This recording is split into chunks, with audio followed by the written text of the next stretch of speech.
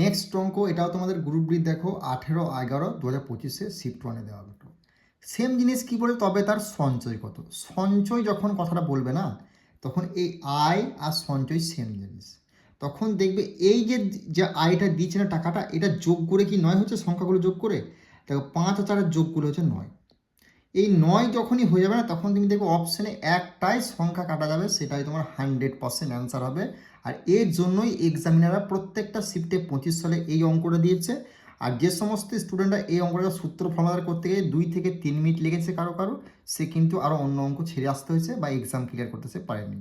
ওকে, তা দেখো 5 আর 4 7কে কি 9 দিয়ে ভাগ যায়, যায় না, তাহলে এটা অ্যান্সার হবে না। 5 আর 6 6 দিয়ে 8, 8কে কি তোমার 9 দিয়ে ভাগ যায়, যায় না, এটা অ্যান্সার হবে না। 5 আর 2 7, 7 আর 2 কত হচ্ছে 9, দেখো ভাই এটা অ্যান্সার হবে। 9 দিয়ে 9কে ভাই, 9 একে 9। 2 আর 2 4, 4 এটাও জানি, এটা অ্যান্সার হবে না। 100% তোমার এটা অ্যান্সার হবে। আর এই যে দুটো অঙ্ক তোমাকে বলে দিলাম, এই অঙ্ক দুটোকে তুমি সূত্র ফর্মুলা তুমি যেমনভাবে করো, প্র্যাকটিস করো, বাড়িতে করো, সূত্র ফর্মুলাতে দেখো অ্যান্সার তোমার 225ই আসবে। তা যখন এই 225ই অ্যান্সার আসবে, তখন আমি কেন অঙ্কটা করতে যাব বলো। তার এক্সাম ক্লিয়ার করতে গেলে এরকম প্রসেস তোমাকে জানতে হবে। বেঙ্গলি টেক্সট বুক অ্যাপে 30 থেকে 40খানা ভাই গ্রুপ ডির পরীক্ষাকে লক্ষ্য করে সেট করেছি। সেখানে 10 বছরের PYQ প্লাস 2025 সালে যে সমস্ত অঙ্কগুলো বারবার করে দিয়েছিল। এই 18 থেকে 20 নাম্বার যদি এই কদিন স্কোর করতে চাও, তুমি এই বেঙ্গলি টেক্সট বুক অ্যাপে রেলওয়ে SSC ম্যাথ দিয়ে জয়েন করো। 100% তুমি বললাম এভাবেই তুমি এক্সাম হলে অঙ্ক সলভ করে আসতে পারবে। ওকে, আর ক্লাসগুলো কেমন লাগছে সেটা কিন্তু একবার ভাই কমেন্ট করে জানাবে। অঙ্কগুলো বুঝতে পারছো কি পারছো না, আর কোন টাইপ থেকে, কোন অধ্যায় থেকে ক্লাস চাইছো, 20টা কমেন্ট এলে আমি সেই অধ্যায় থেকে ক্লাস নিয়ে আসবো। কেমন? RRBর গ্রুপ ডির প্রত্যেকটা শিফটে এই 25 সালে এই টাইপের দিয়েছিল। আর এই টাইপ পেলে তুমি কখনোই কিন্তু এক্সাম হলে অঙ্কটা করতে যাবে না। এক্সামিনারে এই কারণে দিয়েছে যেন তুমি অপশন দ্বারা সলভ করো, সেই প্রসেসটা আমি তোমাকে দেখিয়ে দিচ্ছি। 26 সালেও তুমি 3 তারিখ থেকে 21 তারিখ পর্যন্ত যারা এক্সাম দেবে, প্রত্যেকটা সিটে দেখতে পাবে। ভালো করে দেখে নাও অঙ্কটা কি বলেছে আর কি করে সলভ করবে, কোন জিনিসটা মনে রাখবে। দেখো, রমনের আয় 50,400 টাকা, সে তার আয়ের 7.5% সঞ্চয় করে। যদি তার আয় 26% বৃদ্ধি পায় এবং খরচ 45% বৃদ্ধি পায়, তবে তার সঞ্চয় কি পরিবর্তন ঘটবে। যখন তোমাকে এই সঞ্চয় কি পরিবর্তন ঘটবে বা আয়, আয় আর সঞ্চয় সেম জিনিস, তখন তোমাকে কি করবে, তখন তুমি কি করবে, এই যে রমনের যে আয় টাকাটা বলেছে 50,400, এই দুটোকে যোগ করে, এই সংখ্যাগুলোকে যোগ করে তোমার 9,000 দেখবে। যদি তোমার এই সংখ্যাগুলোকে যোগ করে ভাই 9 হচ্ছে, জানবে যে অপশনে 9 দিয়ে একটাই সংখ্যা কাটা যাবে, সেটাই তোমার 100% অ্যান্সার হবে। দেখো 5 আর 4 যোগ করলে 9, দেখো 8 আর 7 কত হচ্ছে 15, 15 8 কত হচ্ছে 15, 15 8 15 16 17 18 19 20 21 22 23, 23 আর 7 কত 30, 30 কি 9 দিয়ে ভাগ যায়, যায় না, তাহলে এটা অ্যান্সার হবে না। দেখো 8 8 16, 16 7 কত হচ্ছে 23, 23কে কি তোমার 9 দিয়ে ভাগ যায়, যায় না, তাহলে এটা অ্যান্সার হবে না। ওকে, 7 আর 5 12, 12 8 কত 20, 20 আর 7 27, 27কে কি 9 দিয়ে ভাগ যায়, হ্যাঁ 3 9 27, তাহলে এটা অ্যান্সার হবে। 7 আর 2 9, 9 8 কত হচ্ছে 9 1 10, 17, 17 7 কত 24, 24কে কি 9 দিয়ে ভাগ যায়, যায় না, তাহলে এটা অ্যান্সার হবে না। অপশন সি হয়ে গেল এই প্রশ্নের রাইট অ্যান্সার। এই অঙ্কটা তুমি সূত্র ফর্মুলা ট্রাই করো, দেখো তোমার 2 থেকে 3 মিনিট টাইম লাগবে, অ্যান্সার কিন্তু তোমার 7,875 টাকায় আসবে। বোঝা গেল? এই অঙ্কটা এক্সামিনারে এই কারণে দিয়েছে যাতে তুমি অপশন দ্বারা সলভ করো। প্রত্যেকটাতেই আয় কিন্তু যোগ করে 9 হচ্ছে, যতগুলো দিকে 25 সালে। আর 9 দিয়ে অপশানে একটাই অপশান তোমার কাটাতে হবে। ওকে, তো অবশ্যই দেখবে তুমি আয় যখন সঞ্চয় কি পরিবর্তন ঘটবে বলে, বা আয় কি পরিবর্তন ঘটবে, আয়টা কত হয় সেটা যোগ করে যদি 9 হয়, 100% তোমার কিন্তু অ্যান্সার 9 দিয়ে একটাই কাটা যাবে। আর প্রত্যেকটা শিফটেই 9ই দিয়েছে আর একটা অপশানই দিয়েছে, এটুকু মাথায় রাখবে। বোঝা গেল? তাহলে এই টাইপের অঙ্ক হলে আশা করছি তুমি করে আসতে পারবে এক্সাম হলে। তো আমাদের 30 থেকে 40খানা সেট বিগত যে 10 বছর প্লাস 25 সালের শিফট করিয়ে দিয়েছি। তুমি যদি এই কদিনের মধ্যে গ্রুপ ডি পরীক্ষা 18 থেকে 20 নাম্বার স্কোর করতে চাও, 100% এক্সাম হলে এভাবে অপশন দ্বারা সলভ করতে চাও, আমাদের বেঙ্গলি টেক্সট বুক অ্যাপের রেলওয়ে SSC ম্যাথ বেয়ে তুমি যুক্ত হতে পারো। ওকে,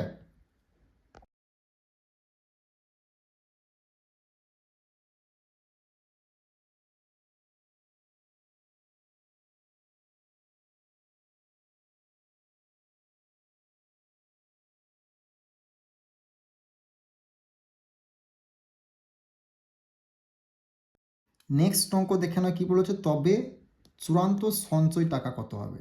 যখনই তোমাকে সঞ্চয় কথাটি বলবে না ভাই, তখনই তুমি দেখবে মোট টাকাটা কত বলেছে, প্রাথমিক খরচ বলেছে বা আয় বলেছে, সেই টাকাটার মধ্যে কি যোগ করে সংখ্যাগুলো 9 হচ্ছে, এটা তুমি লক্ষ্য করবে।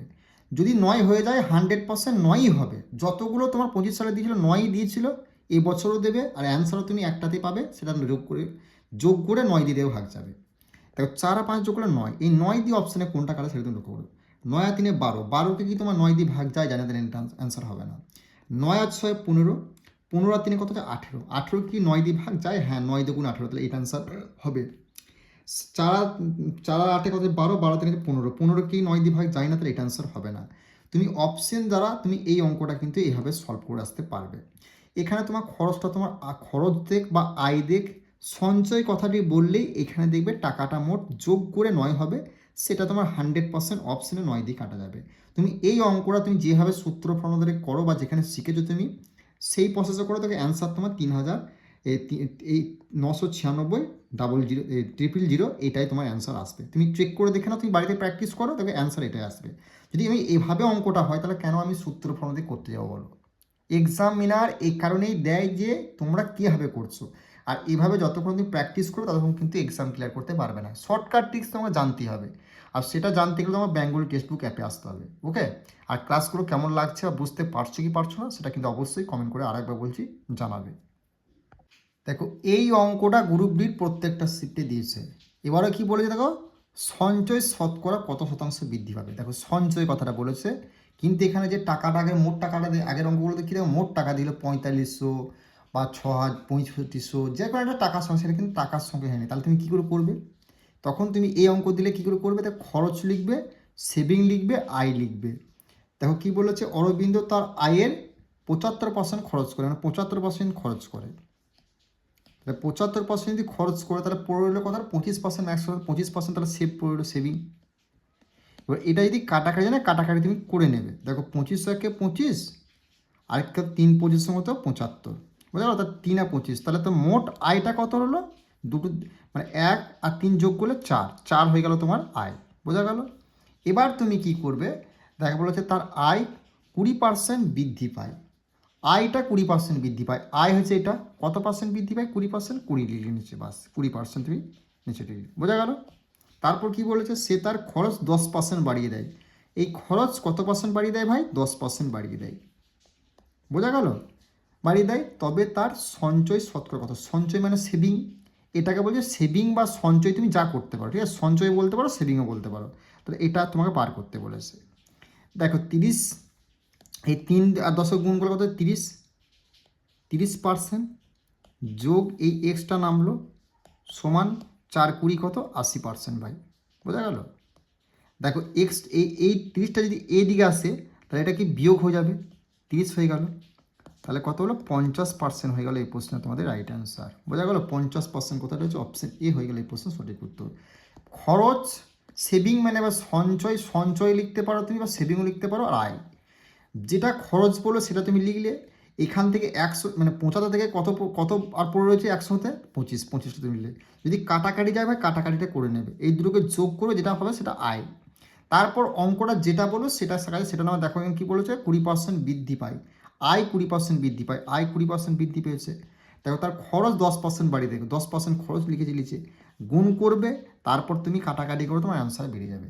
ওকে, যখন তোমার সঞ্চয় বলবে, কোনো একটা অ্যামাউন্ট না দিয়ে পার্সেন্টেজ দেবে প্রত্যেকটা, তখন তুমি এভাবে করবে। ওকে, নেক্সট অঙ্ক সেম জিনিস তোমার কি বলেছে, সঞ্চয় শতকরা কত পার্সেন্ট পেয়েছে। সঞ্চয় কথাটি বললেই দেখো আগে একটা কী করছিলাম, যে অপশনে 9 দ্বারা, কিন্তু এখানে দেখো সেই টাকাটা মোট যে টাকা বা আয় সেটা কিন্তু দেওয়া নেই। তাহলে এটা ক্ষেত্রে তুমি কী করবে? প্রথমে লিখবে খরচ সঞ্চয় বা সেভিং লিখবে, আর সমান আয়, বোঝা গেল?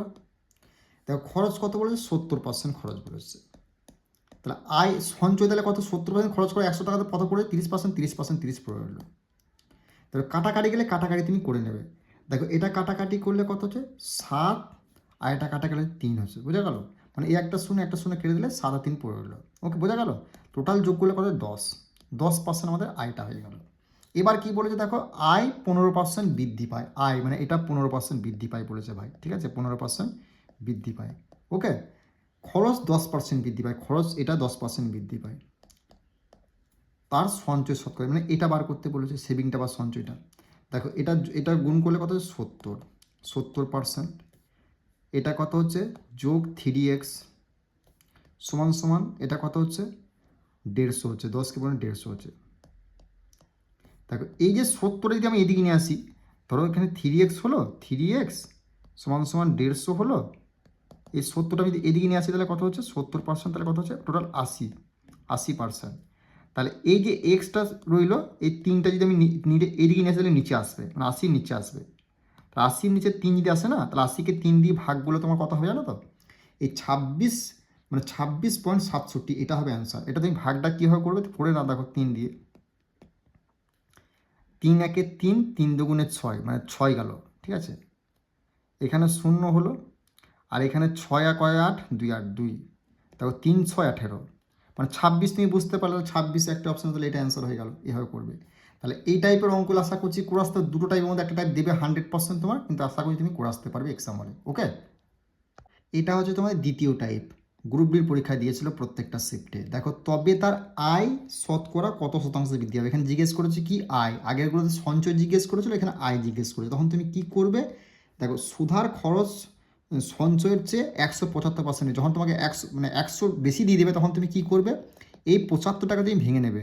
দেখো 175কে তুমি কি করবে, 175কে ভাঙবে, 175/100 করবে। দেখো 5 দিয়ে দিলে কত হচ্ছে, 3 5 হচ্ছে 15, অর্থাৎ 2 রইলো, 5 5 25, আর 5 দিয়ে দিলে কত হচ্ছে 5 20 100, আবার কত দিয়ে দিয়েছে তোমার 5 দিয়েছে, 5 7 35, 5 4 20, বোঝা গেল, 5 4 7/4 হলো। এবার তুমি কি করবে, লিখবে খরচ, সঞ্চয় আর আয়, এই যে নিচে যে সংখ্যাটা থাকবে সেটা হলো তোমার সঞ্চয় 4, আর খরচ বলতে ভাই যখন এরকম 175-এর বেশি, মানে 100-এর বেশি দিয়ে দেবে, তখন এই দুটোকে যোগ করবে, যোগ করে যেটা হবে সেটা হবে তোমার খরচ। 7 আর 4 যোগ করলে 11 খরচ। আর আয় তাহলে কত হবে, এই দুটোকে যোগ করলে কত হচ্ছে 15 হলো তোমার আয়। এবার কি বলে, যদি তার খরচ 12% হ্রাস পায়, দেখো আগেরগুলোতে বৃদ্ধি পায় বলেছিল খরচ, তাই আমরা কিন্তু এখানে যোগ চিহ্ন কিছু লিখিনি, এখানে হ্রাস পায় বলেছে সেজন্য 12% লিখবে, হ্রাস বলেছে বলে মাইনাস দেবে, কিন্তু যদি বৃদ্ধি পেতে তাহলে সেজন্য কিছু দেওয়ার দরকার নেই, তাহলে মাইনাস হলো। তারপর কি বলে দেখো, তোমার সঞ্চয় 40.5% বৃদ্ধি পায়, সঞ্চয় মানে এটা কত 40.5% বৃদ্ধি পায়। এবার তোমার কি বলেছে, তবে তার আয় কত, মানে এটা জিজ্ঞেস করেছে, তাহলে তুমি কি করবে, দেখো এখানে 11 12 তুমি যোগ গুণ করলে কত হচ্ছে 100 - 132%, বোঝা গেল। 4-এর সঙ্গে 40.5 তুমি যদি গুণ করো, তাহলে তুমি কি দেখো, এখানে 5 মানে এখানে 4 আছে, মানে 4টা 5 মানে কত, মানে 2, আর 40কে 4 দিয়ে গুণ করলে কত, 4 4 16, মানে 160, আর 2 কত হচ্ছে 162, বোঝা গেল, যোগ 162% সমান সমান 15x। দেখো 132 থেকে 162 যদি বাদ দেওয়া হয়, প্লাস আছে মাইনাস আছে, তাহলে কত হচ্ছে তোমার 30% হলো, সমান সমান 15x। তাহলে এই এক্সটা তুমি এদিকে নিয়ে চলে এলে, 30টা এদিকে চলে এলো, তাহলে কত হলো 15 একে 15, 15 30, 2% হয়ে যাবে। এই প্রশ্ন তোমার রাইট অ্যান্সার কথা রয়েছে অপশন ডি হয়ে গেল এই প্রশ্নের সঠিক উত্তর। 100% ভাই এই টাইপে দেখতে প্র্যাকটিস করো, এর থেকে শর্টকাট ট্রিক্স আর কিন্তু নেই। ওকে, এই টাইপটা বা এই অঙ্কটা প্রত্যেকটা সেটে ভাই গ্রুপ বি দিয়েছে অনুপাত সমানুপাতে, ভালো করে তুমি দেখে নাও এই টাইপের অঙ্কগুলো কী করে সলভ করবে। দেখো 4 8 12 আর 22, এই 4টি সংখ্যার প্রতিটির সাথে যোগ করলে সংখ্যাগুলি সমানুপাতিক কত হবে। যখন তোমাকে এই সংখ্যাগুলি বলে সংখ্যাগুলি লিখলে, সংখ্যাগুলো 4টা সংখ্যা বলে 4টার সংখ্যাকে তুমি ডিভাইড করে দিলে, বোঝা গেল। এই দুটোর মধ্যে ডিফারেন্স কত, এই দুটোর মধ্যে ডিফারেন্স কত হচ্ছে 4, এই দুটোর মধ্যে ডিফারেন্স কত হচ্ছে 10, মানে 4 থেকে 8 বাদ, 8 থেকে 4 বাদ দিলে 4, 22 থেকে 12 বাদ দিলে 10। এবার তুমি কি করবে, যদি কাটা যায় কাটবে, দেখো 2 দিয়ে কাটলে কত হচ্ছে 2 দুগুণে 4, 5 দুগুণে 10, বোঝা গেল। এবার তুমি কি করবে, এই যে সংখ্যাটা আছে এই সংখ্যাটার সঙ্গে প্রথম সংখ্যাটা তুমি গুণ করবে, 4 5 কত হচ্ছে ভাই 20, আর এটার সঙ্গে এটার প্রথম সংখ্যাটাকে তুমি গুণ করবে, তারপর 12 দুগুণ হবে 24। এই দুটো ডিফারেন্স কত, এই দুটো ডিফারেন্স 4, মানে পুরোটা হবে 4, আর এই দুটো ডিফারেন্স কত 3, তাহলে 4/3 কোথায় রয়েছে, 4/3 অপশন এ হয়ে গেল এই প্রশ্নের রাইট অ্যান্সার। এটা কোনো রকম সূত্র ফর্মুলা ইউজ করে করতে গেলে তাহলে অনেক টাইম লাগবে, যে চারটা সংখ্যা থাকবে ডিভাইড করবে, তাদের মধ্যে প্রথমে ডিফারেন্স দেখবে, যেটা হবে যদি কাটাকাটি যায় কাটাকাটি করবে। এই যে দুটো ডিফারেন্স বলছে এটা তুমি শেষে লিখবে, আর এই যে শেষের সংখ্যাটা আছে এই শেষের সংখ্যার সঙ্গে এটা প্রথম সংখ্যাটা তুমি গুণ করবে, সেটা তুমি লিখবে। আর এটার প্রথম সংখ্যাটা এটার সংখ্যাটার সঙ্গে এটার প্রথম সংখ্যাটা গুণ করে লিখবে। এই দুটো ডিফারেন্সটা হবে উপরে আর এই দুটো ডিফারেন্সটা হবে নিচে, বাস এটাই তোমার অ্যান্সার। ওকে।